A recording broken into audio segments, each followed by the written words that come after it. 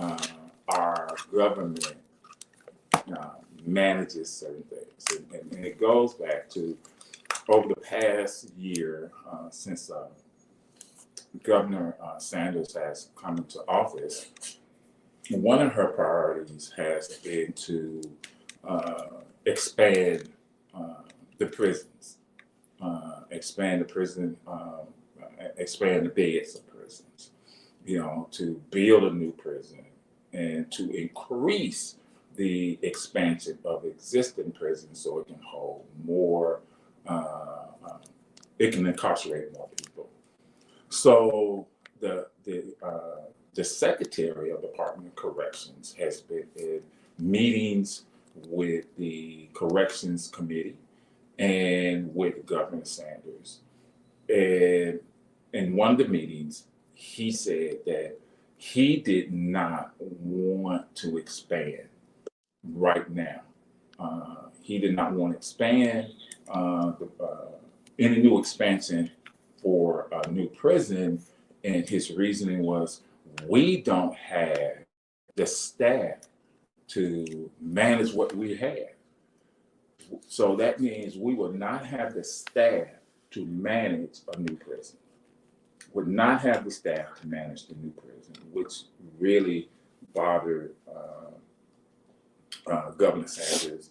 In fact, she issued a statement after the committee voted with the Secretary of Department of Corrections with his recommendation. And she issued a statement saying that she was very disappointed in the committee. She was very disappointed in the Secretary of Corrections because they were putting the safety and security of citizens of Arkansas in jeopardy, and that they were not being mindful of that. And so when I'm talking about management, and it goes along with, I have several contracts that I have to negotiate in the coming months at the beginning of next year. The first 3 or 4 months of next year, I have these contracts. And one of the things that I'm looking at is this issue of management. And if you don't have the people to manage whatever you're doing, then that creates chaos. That creates a problem. And when you start looking at, even in the workplace, in the workplace around in the community, there are a lot of businesses that can't operate because they don't have the people or the staff to adequately perform the jobs or perform the duties that need to be performed. They need to be performed. And it goes back to something that we've talked about, I've talked about several times. A lot of it is money. A lot of it is, are you putting money into the staff that you need? Are you paying them a living wage? Are you giving them better health benefits? I do represent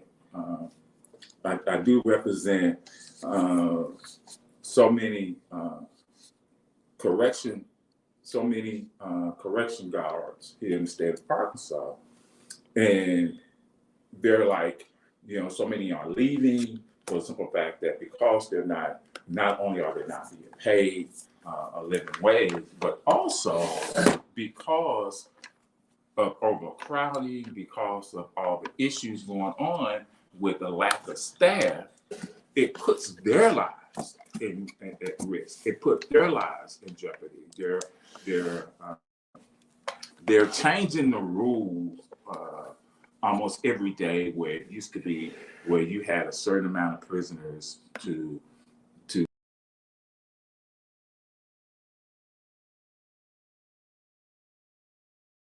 increase. So these security officers are very, very weary that at any point in time their lives could be in jeopardy. And so a lot of them are deciding that, what,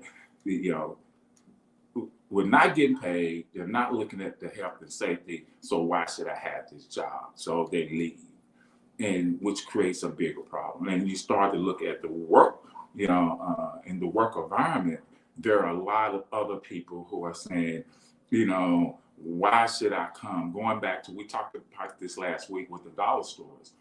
You can go in some dollar stores, there's one person working, they have to run the cash register, they have to put product out, they have to do all this, and then they have to worry about being robbed. So that their safety is in jeopardy. Which brings us to another question. With the money that is they talk about the surplus, with all this money that they talk about that they have available here in the state of Arkansas, this surplus, the question becomes, why isn't this money used to create, to get a better living wage? Why isn't this money used to ensure that the cashier at the dollar store doesn't have to work alone, doesn't have to fear for their safety? And I believe it falls back on us as taxpayers. To a certain extent, it falls back on us as taxpayers, because we're paying our elected officials, we're paying our governor, we're paying the Secretary of Department of Corrections, we're paying the Labor Department here in the state of Arkansas. We're paying these people to manage to manage all of this, and to manage it in a way that is going to be conducive to the people who have to work in these jobs. And so we have to start thinking about how we need to ensure that management is doing the job that we're paying them to do. When you start looking at businesses, you have a owner, or you have a CEO who's paying people up under them to manage the business, to manage it to where, not only that it's, of course, not only that it's profitable, but it's also conducive for people to come and work. And because this is not happening across the board, it has really created a lot of problems. And a lot of times these problems aren't being addressed. A lot of times they're not being talked about. They're not being discussed, because we have this idea that we trust the people that we put in charge to ensure that these things are taken care of. And so I want to ask you, the listening audience, this morning, how do you feel about it? Do you feel that you are responsible for the mismanagement of whether it's our state government or whether these businesses? Do you feel like you are responsible for not ensuring that people have a living wage, that people have affordable health care? Do you feel that you're part of the problem? And so phone lines are open, 501-433-0088, 501-433-0088. Remember, when you call in, to be mindful of your volume on your phone, and to make sure that you're not too close to a radio. What do you think about it, Denise? Well, first of all, I don't think it's I'm responsible for the government's mismanagement. I don't think that's my responsibility to make sure, like, they are the ones who should be responsible for not mismanaging my money. Like, I think I'm responsible for holding them accountable, but it's not my responsibility to be in on every single thing that they're doing to make sure they don't mismanage, because I consider that micromanagement, and that's not what I'm called to do. So they should serve with integrity. They should be, instead of being instead of being politicians, I got this from Hotep.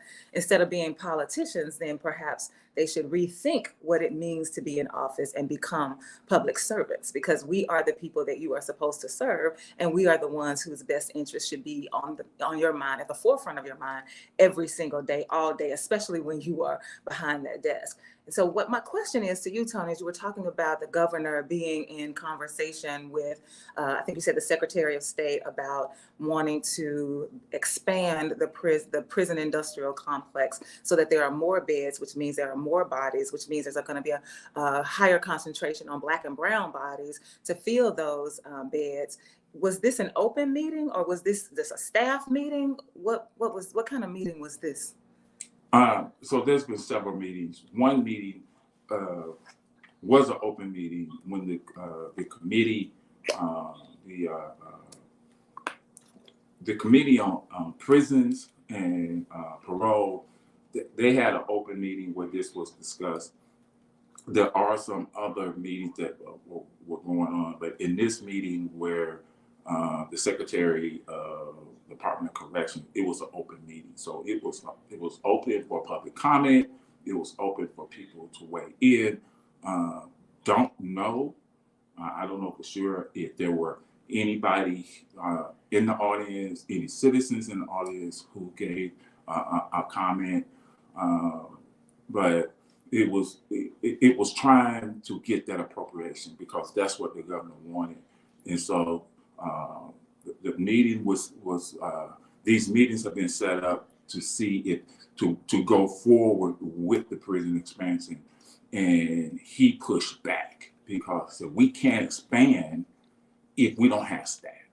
What time are these meetings? And they vary. Most of them happen sometime during the mornings, Then there are some that happen in the evenings. And a lot of times they're not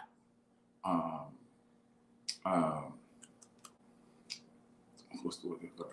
They're not announced, because they expect people, they want people to like go to the website or go to legislative.org to see the meeting. So a lot of times it's not announced. A lot of times it's not put on TV. They don't send out media advisories saying this is going to happen.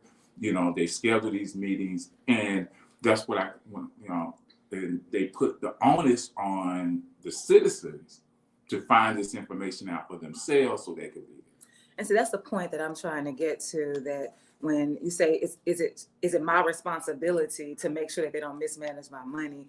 That's not my responsibility. My responsibility is to, yes, hold you accountable. But how can I do that when you say the citizens should be able to access the internet and browse the site so that they can get this information, when I know for a fact in places like Elaine and Helena, you don't have a very good broadband access. Everyone does not have an opportunity to engage on websites. So that's one of the ways that you obstruct a barrier so that people cannot even get the information to hold you accountable. And then if you're going to have meetings in the morning when you have people, I don't know why, but most of the time people work from 9 to 5. That's the way we've structured, that's the regular work day. I know that there are other times when people work, but generally speaking, when you say you have to work during the day, it's from 8 to 5 or 9 to 5. And so then how do you expect the citizens to show up if you are having a meeting in the morning when you know that they are at work? And so these are to me, these are intentional barriers that you put in place. And then the first thing that they say when you show up in the Capitol is, well, we didn't hear from anybody. We haven't heard from any citizens. So we thought that you approved of this. And so it's a ridiculous form of government, which is what I think we need to attack. The way that we have structured how the government works is where I think we need to do the work. Okay, and I agree with that. And what I'm saying is that if we're going to hold if we're going to hold our elected officials accountable, then that's a responsibility that we have to do. And I do understand not everybody has access to things. Not everybody has access to internet.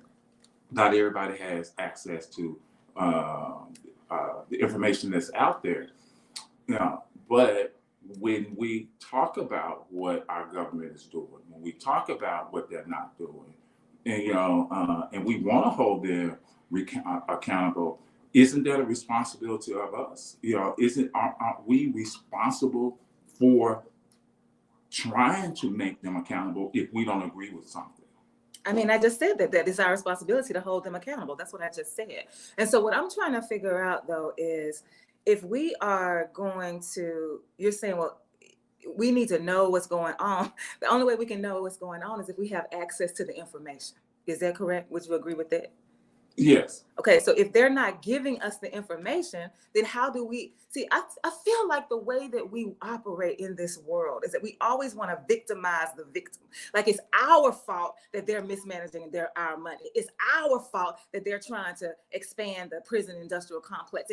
The onus is not on me. The onus is on the government to decide that we are going to be for the people. So the caller that called in a couple of weeks ago, I'm not used to his voice. He called in a couple of times, but I am really, really on board with what he was saying about the way that we should structure the government is that the people decide everything. We are the ones who make the decisions. Instead of voting for a representative that we know is in the pocket of the lobbyists, that we know is only concerned about the special interest groups that line their pockets, let us decide, give us all access to the issues, to the meetings, to the information so that we can decide, and whatever we say, then that's what y'all are going to do.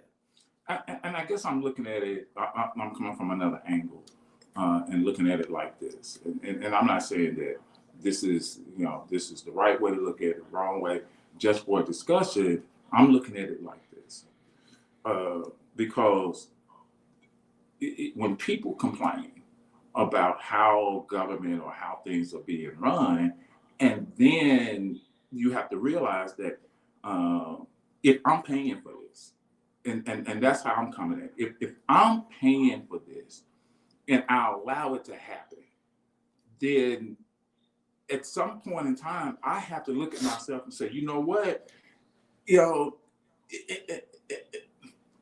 I part of the complicity with it? If I'm paying, and if you are paying someone to come to your house to do a job, or if you are a manager and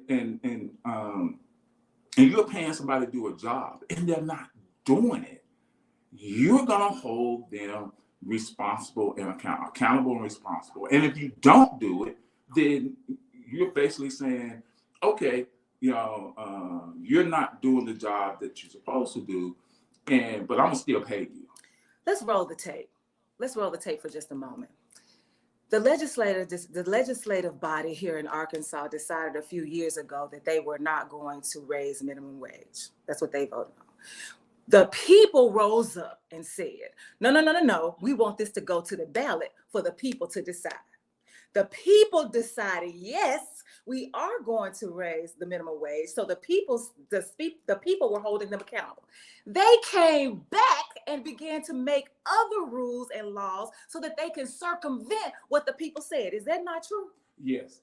So don't keep saying that we're not holding them accountable. Yeah, and what the people did when the legislative body came back and said, you know what, okay, you want the minimum wage? We're going to make some other rules. But the people came back and they got on those, their elected officials who they're paying and said, no, you're not going to do this. And they squashed it. Exactly. So the people held them accountable. The people held them accountable, but the people also looked and said, you know what, since I'm paying this money, and I don't want to feel like if I'm paying this money, then I'm also responsible for what you do with that money. Which is why the people held them accountable. Yeah, and so it's I guess let me put it this way. When you talk about, let's just talk about the death penalty. So there are a lot of people who will say that, hey, I'm not complicit with the state executing somebody. I'm not complicit in it. I had nothing to do with it. I'm not responsible for it.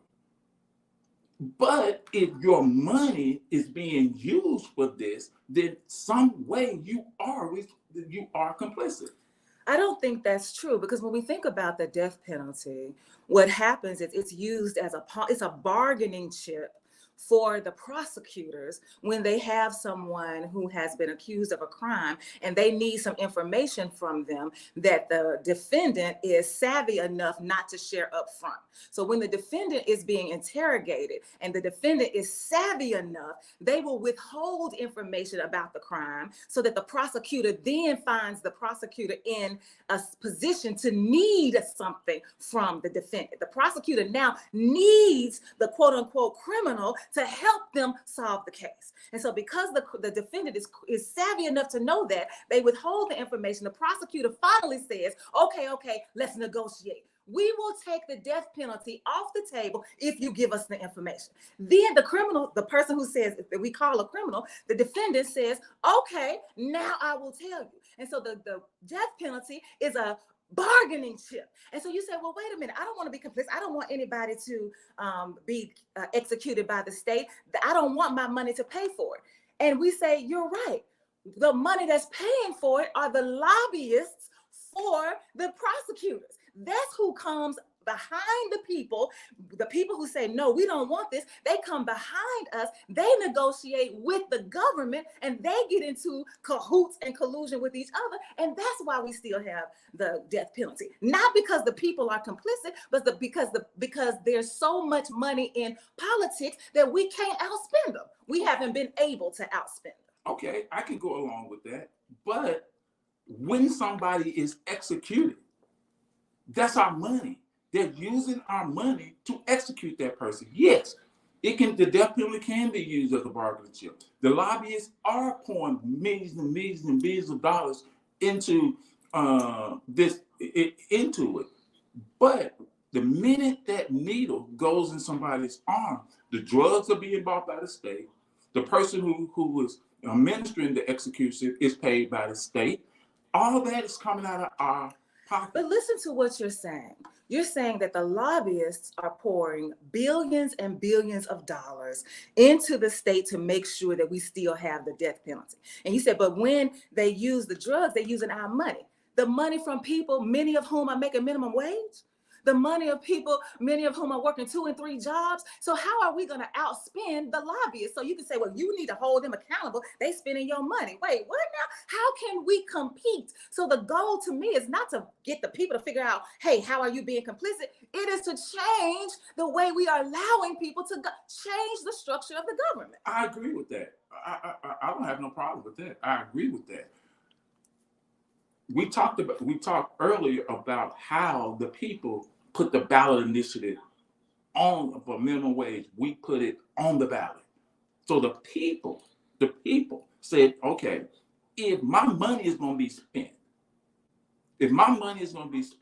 for the management of the government, of the management of the state, so I'm going to take charge of my money and decide that, you know what, this is where I want my money to go. This is where I'm comfortable with my money.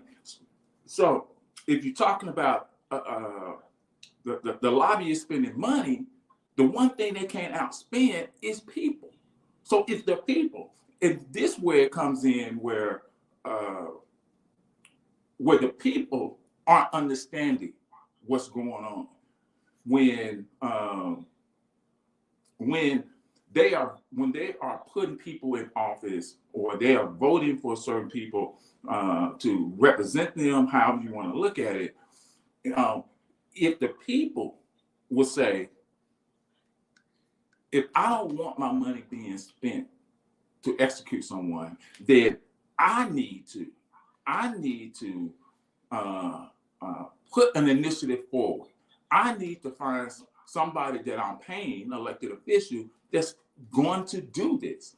So if I'm going to pay my money to change this, if I'm giving my money to change this, then I need to be using the word accountable to make sure it happens. If I don't, then my money is going to be used however they want to use it.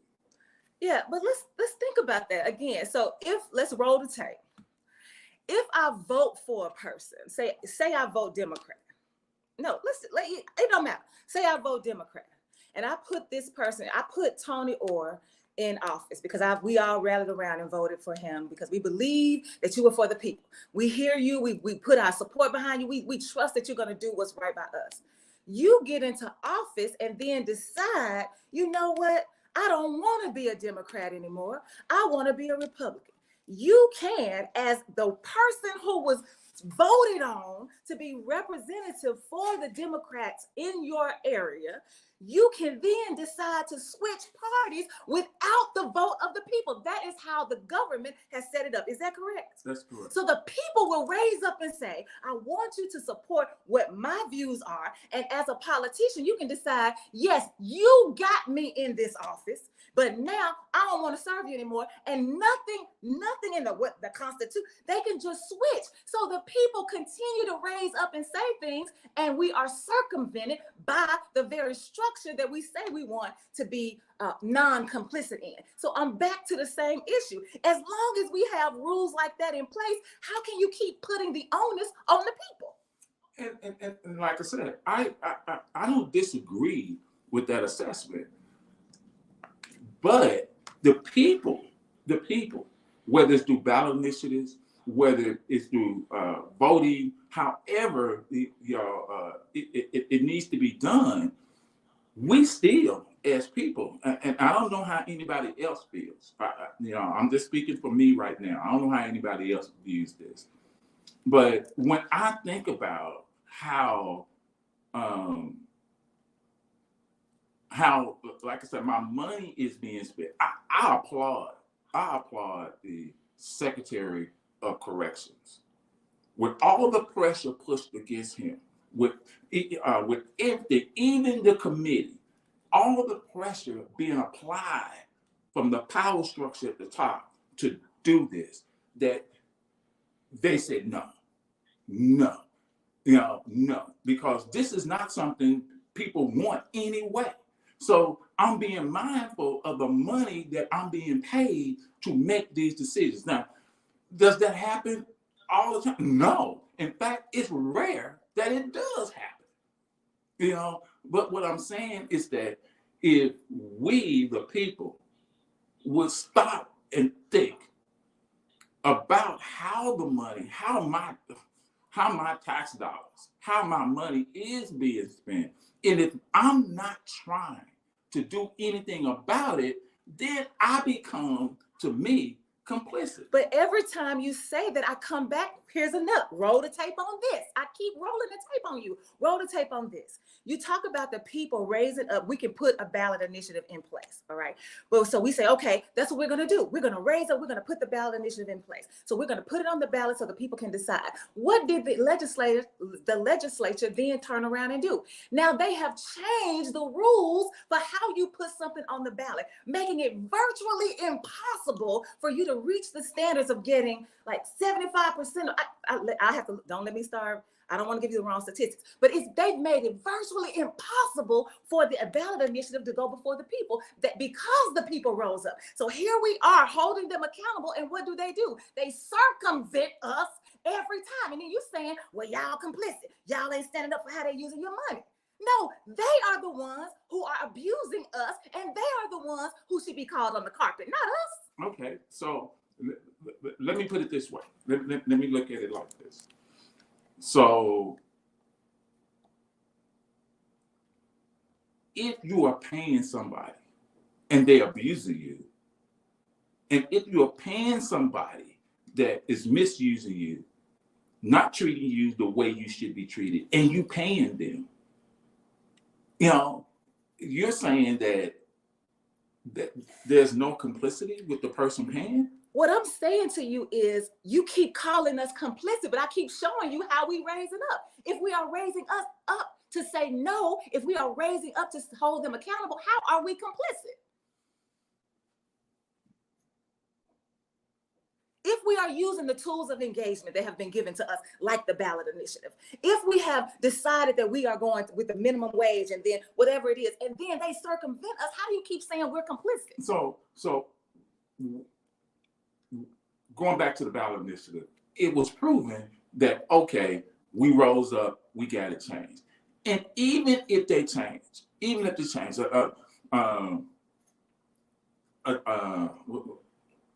so this week I was reading an article, and they're talking about the Supreme Court when they overturned Roe versus Wade. They sent it back. Basically, they gave the states the rights to make up their own rules when it comes to abortion. In Ohio, in Michigan, in Colorado, in Wyoming, these states where the state said, okay, this is what the abortion ban is going to do. What these states did, what the citizens of these states said, oh no, that's not going to happen. So they put the ballot initiative, that they voted on it, and they said, no, we want abortion rights. We want it. We don't want it, that restricted ban that you want. And so to me, that was the people of those states saying, you know what, we're not going to pay you to do this to us. We're not going to pay you. And I feel like they looked at it. If we don't do this, then we become complicit in this law. And so I know here in Arkansas that may not play out, because here in Arkansas, because of the government, because of the legislatures, this is what they're creating. They're creating these obstacles. But I believe, and it's just me, I believe that these obstacles can be overturned. These obstacles can be brought down. But the problem to me is that if people don't realize that their money is being spent, because a lot of people look at it, they pay their taxes and they care less about where the money goes. They care less. I don't think that's how I don't think that's how most of us feel at all. But let me thank you so much, Phyllis Brown, for this information, because I couldn't recall it right off the top of my head. So we're talking about the ballot initiative, where people would raise up and say, we did it for the minimum wage, that we want it on the ballot. We want the people to decide. The people decided, and we won. Then Arkansas law made it harder for citizen-led petitions to qualify for the statewide ballot, passed the Senate and signed by Sarah Huckabee Sanders. It was House Bill 1419, which now requires canvassers to gather signatures from at least 50 counties, and that's up from the 15 that it was at first. And so this is what I keep saying, that the people do not sit back and say, well, I don't care where my money goes. No, we are paying attention, and we say we're going to use the tools that we have. We use them, we are effective, and then they turn around and say, oh, well, since you were effective, we're going to try to fix it so that you're not next time. That's what's happening. And then, it's not that the people are not raising up. And then with that, the people still can go. You can still put that ballot initiative. You can still bring that back. You can still bring that back. The people can still bring that back and overturn that law, that initiative. The people can do that. Is it going to be harder? Yes, because they've already said it to be harder. But it's not something that can't be overcome. And the people are not saying it can't be overcome. We know what we can do. That's why we did it. So we know that we have power, and we are using our power. And then they try to circumvent our power. So the question to me is not, will the people raise up? Yeah, we do. We keep proving it. Okay, and yes. So the question, the reason the question is not about the people raising up. We know the people can. It's about people being complicit. It's about people who don't. I guess the best way to say it, people who are not questioning how their money is spent, or they don't care about how their money is spent. If you are not cognizant of how this money is being spent, and it's being spent in a way that is detrimental to you and to the people of Arkansas, then you do become complicit. You do say, well, I don't care. And if you don't care, and if you're not raising up, and if you're not questioning, then you're going along with it. And if you go along with it, then automatically you become complicit. Okay, so let's not talk to them then. There are some people, when you are building a movement, you have to come to terms, come to grips with the fact that not everybody is going to be a part of the movement. And that should be okay. Yeah, I agree. I agree with that.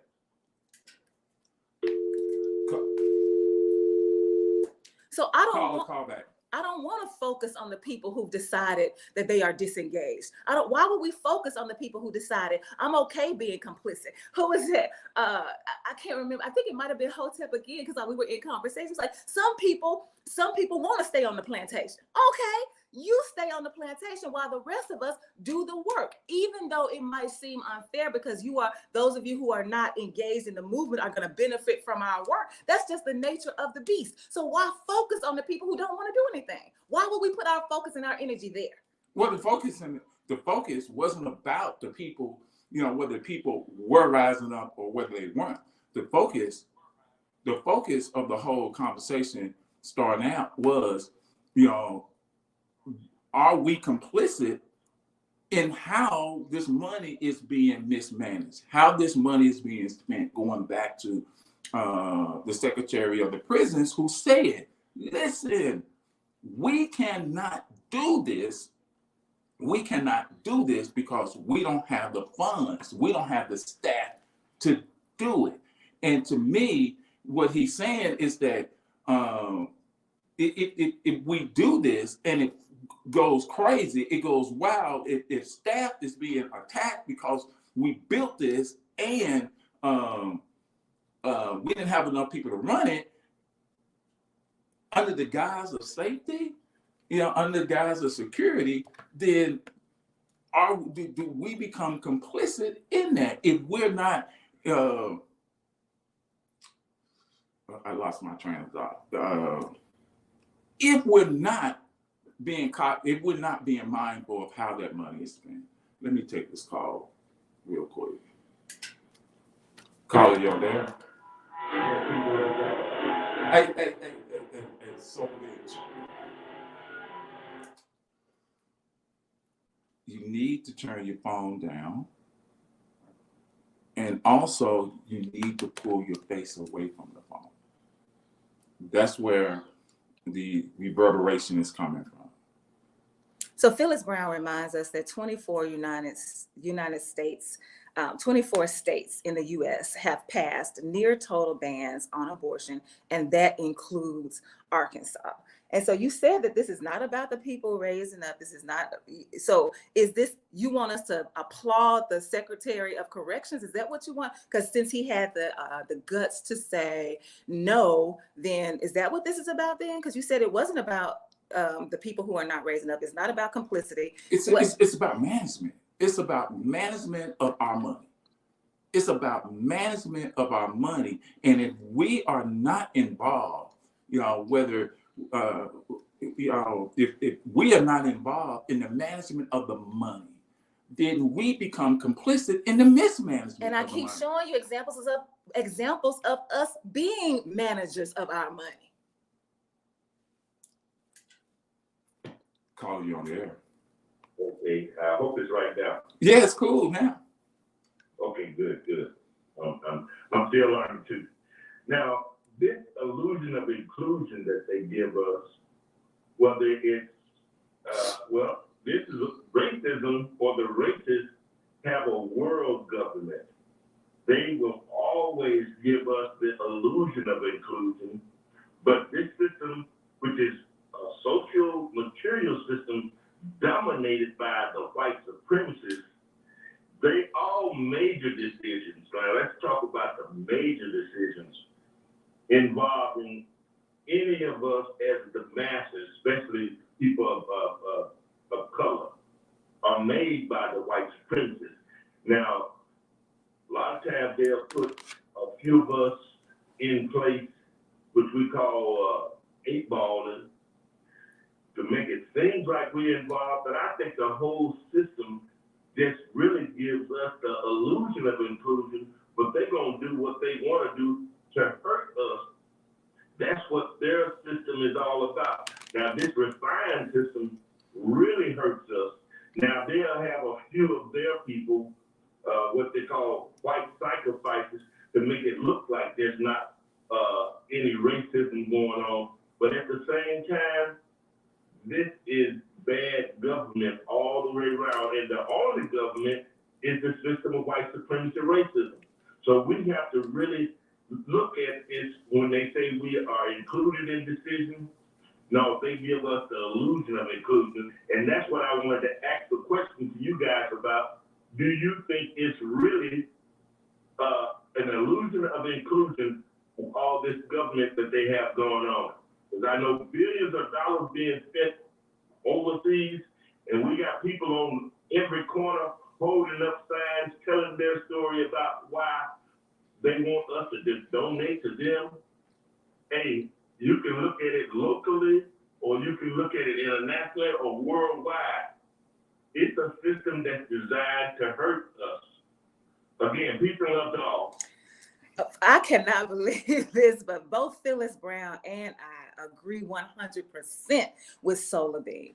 The question from Phyllis Brown is, do we become complicit?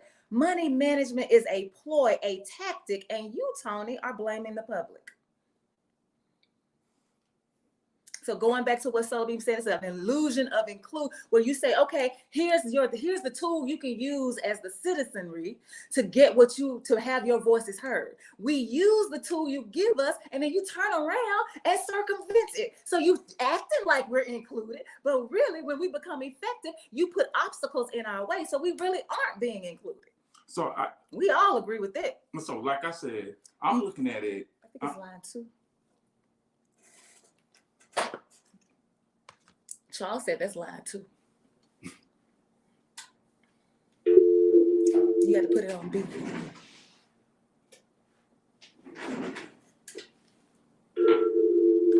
Caller.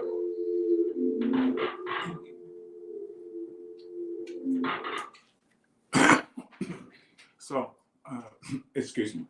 So like I said, when you call in, try to turn your volume of your phone down and try to stay away from the radio if you can.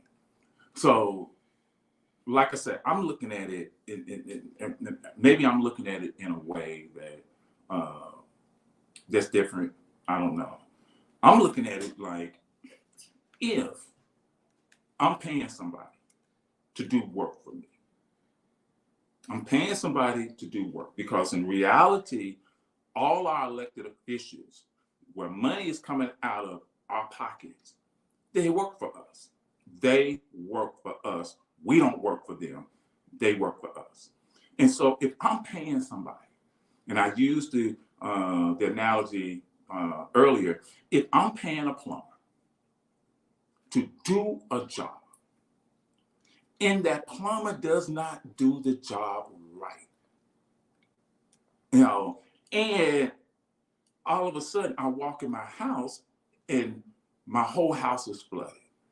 Do I look at that plumber and say, oh, okay, don't worry about it. Here's your money, and I still got the water?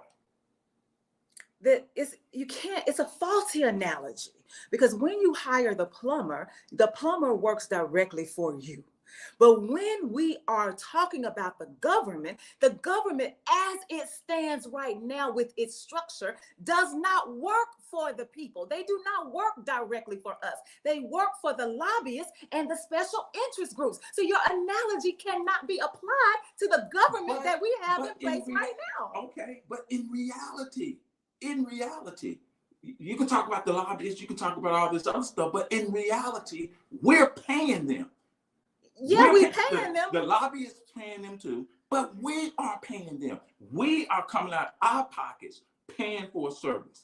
And because we're paying for this service, and the service is not being conducive to me or us, then what? The system is not designed for us to go up to them and say, you better spend my money this way. Just going back to what the caller said a couple of weeks ago. He said, put everything on the ballot and let us decide about it.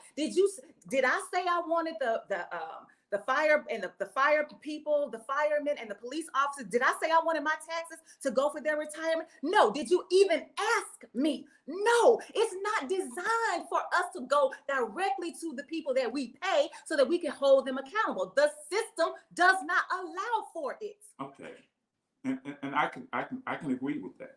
So now, because all of this started as a conversation, whether you agree, whether you disagree, at the end of the day, whether I feel that people are complicit, or feel that people are accountable, at the end of the day, we know the way it is doesn't work. It doesn't work.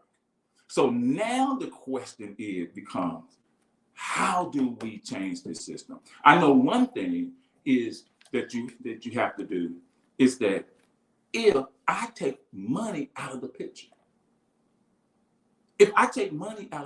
so now I'm not paying you. Now I'm not paying you. And because I'm not paying you, do I get a better service from you? Because now, since there's no lobbyists involved, since there's no money, no tax money, money that's not coming out my pocket, so now do I get a better service from you? Now, I may or I may not. But the question, that, like I said, started is about the management of the money that we're getting. And I love the conversation. I think, there's, we're coming from different sides, coming from different angles. But the one thing that we cannot deny is that the system doesn't work. So here's Deidre, she's chiming in on your analogy. She says, Tony, you can tell the plumber to get out of your house, but we have to wait to try to vote Sarah Huckabee Sanders out. So again, the analogy is false. And here's where it really becomes even more complicated. When it comes to this, when it comes to the managers of the government and the managers of the money, because let's face it, capitalism, which is the engine, everything else is the fuel for this engine. And because capitalism is the engine, capitalism will drive where it wants to go and where the fuel takes it. So now right now, there are several, even here in Arkansas, there are 3 court cases that are being heard for one simple thing: gerrymandering. How capitalism has decided that, you know what, we're going to dilute the people. And that's why I said I agree that the system doesn't work.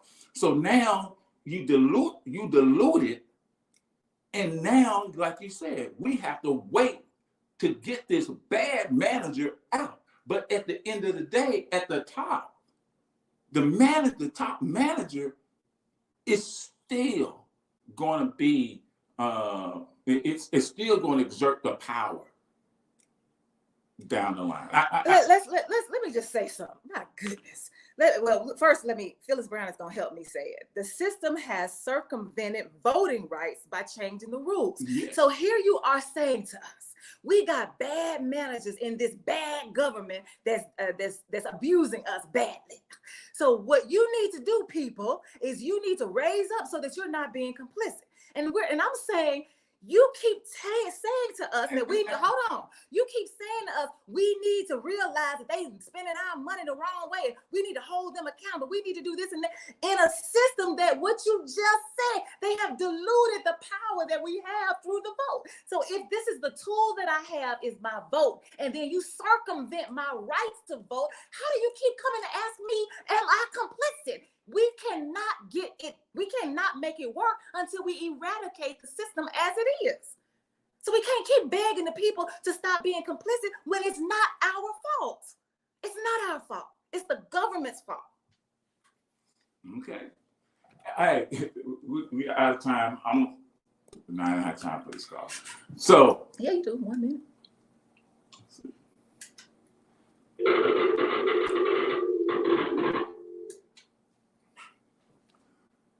Great conversation today. Great conversation. And what I love about the conversation is that it took a life of its own, and that's what I love. And like I said, however we look at it, the one thing that we do know that the system in the current state does not work. I think we all can agree on that. whether I believe it's complicit or not, whether it's believe that people rise up or not, we do understand that the system, the way it is, does not work. Thank you for tuning into the workplace. Any last words, Denise?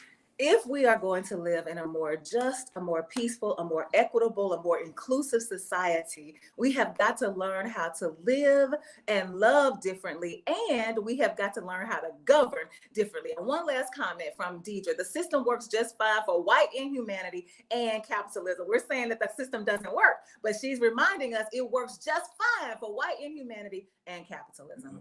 Agreed. So tune in on, oh wow.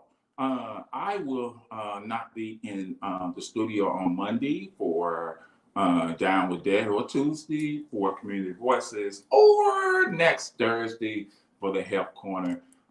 So enjoy the rest of your week. Enjoy next week, and I'll see you on the flip side a week from now.